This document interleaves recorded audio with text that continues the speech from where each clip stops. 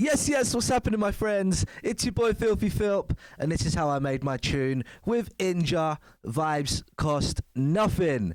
Let's get into it, yeah? So the idea behind this track is I wanted to make something a little bit darker, a little bit grimier, a little bit grungier, something a little bit different to what I normally make, because obviously I'm known as the soulful guy, the guy that makes the soulful, dreamy kind of music, but I'm really just trying to experiment with different sounds to have something a little bit more dance floor ready. So the foundation of the track started around this pad, which I found, which is exactly the sort of tone that I was looking to set, and this is how it sounds. I feel like this really sets the tone of the track, and what I've done with this, I have added a panning effect that's moving between the speakers, as you can probably hear. So that's where we started the tune, and then we moved on to a call and response bass. So I've got two basses here. So we've got a call bass, which sounds, actually this is the response bass, which is this. Let's just turn that off for a sec.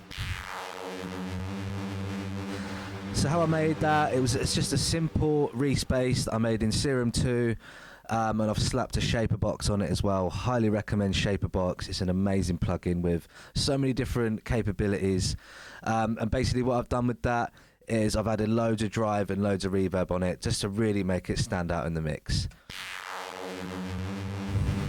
And I've got some automation on it as well, which you'll hear in a sec.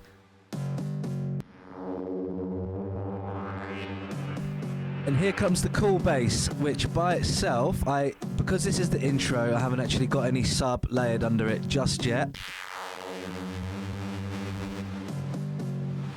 So that's how the call and the response bass sound together.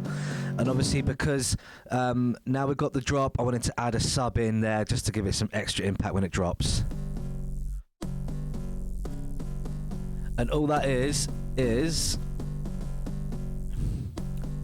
just a simple sub which I've layered with some white noise.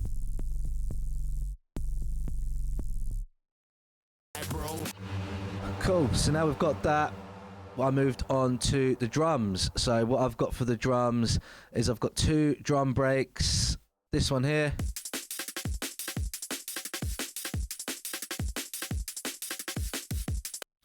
I've got this drum break here layered on top.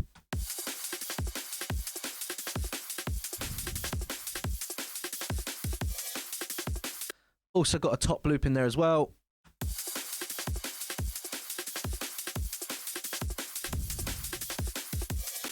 And what I like to do when I'm using breaks is I'll always layer my own kick and snare on top of it.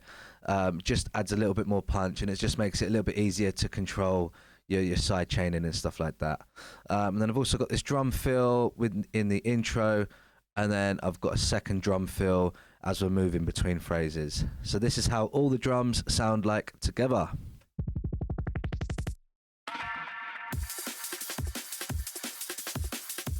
And I've also created that drum roll effect with some automation, simple automation with the EQ.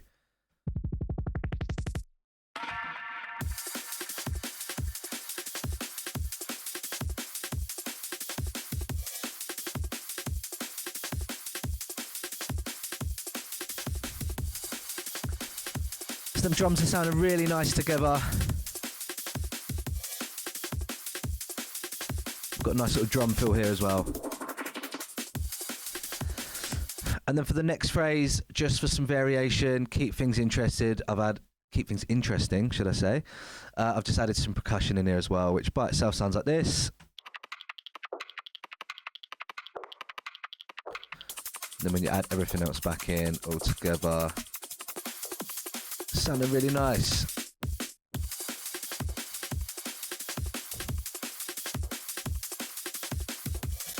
Right, so that's the drums sorted, that's the bass sorted, that's the pads, everything's sorted. So then what I did is I sent the tune to Inja, and Inja sent me some bars back. So he sent me the 6 stems there. So we've got the main vocal, which is this one. Real bad man, no stand up and pose. We just bring vibes like so. And the beauty of working with someone like Inja, The stems that he sent me, they were fantastic. You know, they're all in the right place, all EQ'd nice, sounding really tight. So it's just a case of dropping the vocals in, EQing them if they need any, and just getting them sitting nice and tight in the mix. So we've got that main vocal, then we've got this vocal here. We've actually got 3 vocals. Yeah, these 3, which act as backing vocals. So what I've done with those is I've got the main vocals sitting in the middle, and then I've panned the backing vocals left and right just to make it feel nice and full and give it plenty of texture. So those 4 vocals together sound like this. Real bad man, no stand up and pose. We just bring vibes like so. Cool. And then we've got this ad-lib layer. We've actually got 2 ad-lib layers. And with the ad-libs, what I've done is I've added a telephone filter on it, just so it sounds a little bit different to everything else that's in there. And then I've stuck a shit ton of reverb on it as well.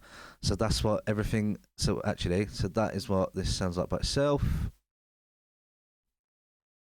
Two-stepping, man. So you can hear that reverb is just sitting really nice with that telephone filter as well. And then all the vocals together sound like this.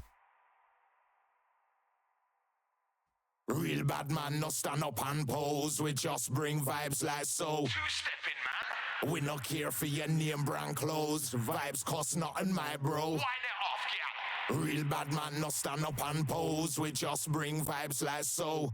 Whoa. We no care for your name brand clothes. Vibes cost nothing, my bro. You know. Vibe is... So yeah, that is pretty much all the elements of the track. So all that was left was just a few effects and stuff in there just to glue the track together. Obviously you've got your risers and stuff like that. It's a pretty simple track, to be honest. Not a lot of elements. Normally I have a lot more going on in the music that I make, but it's a pretty simple track. But you know, in music sometimes less is more. So this is how it all sounds when it's all glued together and ready to go. If you come a dance, you know what we come to do, innit? Real bad man, no stand up and pose. We just bring vibes like so. Two-stepping, man. We no care for your name brand clothes. Vibes cost nothing, my bro. Wind it off, yeah. Real bad man, no stand up and pose. We just bring vibes like so. We no care for your name brand clothes. Vibes cost nothing, my bro. You know. Vibe is a vibe and a vibe cost. A massive big up for joining me on this video. This is the first one I've done. If you like what you've seen, leave me some love in the comments. And this tune with Inja is coming out in early 2026, yeah? So big up yourselves, and I'll catch you on the next one, yeah?